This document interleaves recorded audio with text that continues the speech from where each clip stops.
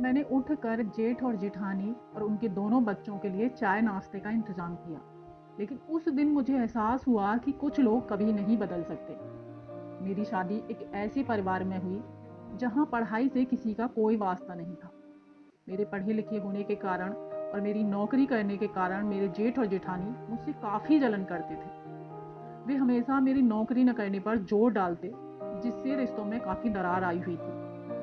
घर का खराब माहौल देखकर हम दोनों को सास ससुर ने अलग अलग कर दिया। जेठ और जेठानी ऊपर के भाग में रहने लगी अपने दोनों बच्चों के साथ, और हम दोनों अपने सास ससुर के साथ नीचे वाले भाग में रहने लगे। ऐसा नहीं था कि कभी उनके साथ रिश्ते ठीक करने की कोशिश नहीं करी, पर उनकी ईगो इतनी बड़ी थी कि सब व्यर्थ जाता। ससुर जी के कहने पर काफ़ी बार मुझे उनके सामने झुकना भी पड़ा। उनका कहना था कि अपनी अच्छाई से इनको शर्मिंदा करो, पर क्या कभी बेशर्म लोग शर्मिंदा हुए हैं? एक दिन की बात है कि अचानक मेरी तबीयत बिगड़ी। पता चला कि गाल ब्लेंडर में स्टोन है, जिसका इलाज ऑपरेशन है। जल्दी से ऑपरेशन भी करवा दिया गया। ऑपरेट होने के दूसरे दिन ही मुझे छुट्टी मिल गई और हम घर वापस आ गए। लेकिन घर आने पर भी जेठ जेठानी द्वारा मेरा हाल नहीं पूछा गया। मुझे लंगड़ाते चलते देखकर मेरी जेठानी की खुशी छुपाई नहीं छुप रही थी। उनका मुस्कुराना दिख रहा था मुझे। मुझे बहुत बुरा लगा, पर मेरी सासू माँ ने और मेरे पति ने मुझे संभाला और सांत्वना दी।